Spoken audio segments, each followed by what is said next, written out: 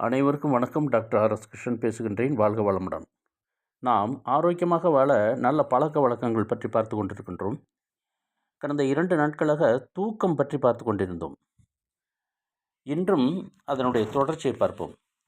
தூங்கும் அறையில் நல்ல காற்று வர வேண்டும். தூங்கச் செல்வதற்கு 2 மணி நேரத்துக்கு முன்பே டெலிவிஷன் பார்த்தல், கம்ப்யூட்டரில் வேலை செய்தல் ஆகியவற்றை நிறுத்திவிட வேண்டும்.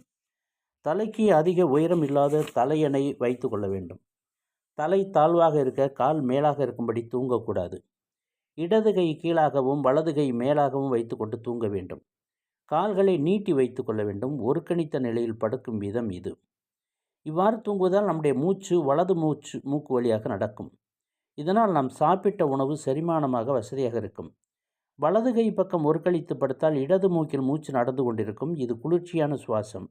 இந்த குளிர்ச்சியான சுவாசத்தால் சாப்பிட்ட சாப்பாடு செரிமானமாவதில் சிரமம் ஏற்படும். எனவே மறுநாள் அஜீரணம், தலைவலி போன்றவற்றால் பாதிக்கப்படுகிறோம். தூங்கும்போது முதுகை தரையில் வைத்து படுக்கிறோம். ஆனால் அதே நிலையிலேயே இரவு முழுவதும் தூங்கக்கூடாது.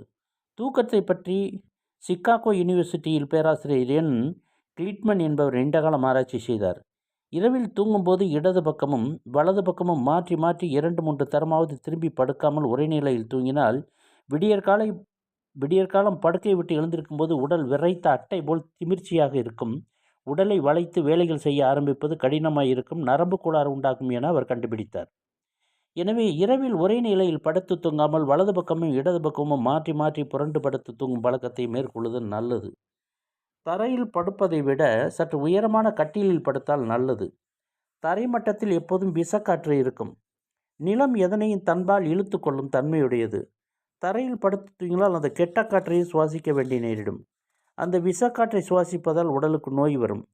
எனவே தரை மட்டத்திற்கு மேல் சற்று உயரமான கட்டிலில் படுத்து தூங்கினால் அங்கு இயல்பாக உலவும் நல்ல காற்றை சுவாசிக்க முடியும். இதனால் உடல் உறுப்புகள் வேண்டும் வலிமையை பெறுகின்றன. கட்டில் போட்டு படுக்க வாய்ப்பு இல்லை என்றால் நல்ல காற்றோட்டம் உள்ள இடத்திலாவது படுக்க வேண்டும். ரேடான் வாயு என்ற ஒரு கதிரியக்க வாயு உள்ளது. சாதாரணமாக தரைமட்டமான எல்லா இடங்களிலும் இந்த வாயு சிறிய அளவில் காணப்படும். காற்றோட்டம் இல்லாத வீடுகளில் ரேடான் வாயு அதிகம் பரவி இருக்கும். வீடு இருட்டாக இருந்தாலும் அங்கு ரேடான் வாயு குறைந்த அளவில் இருக்கும். இதை சுவாசிப்பதால் நோய் வரும். எனவேதான் நல்ல காற்றோட்டம் உள்ள இடத்தில் படுக்க வேண்டும். நச்சு காற்று உள்ள இடத்தில் நம்முடைய சுவாசம் குறைகிறது. அதனால் நுரையீரல் 1/4 பங்கு மட்டுமே அசைகிறது. நாம் மீண்டும் நாளைய தொடரில் இந்த தூக்கம் பற்றி இன்னும் கொஞ்சம் விரிவாக பார்க்கலாம்.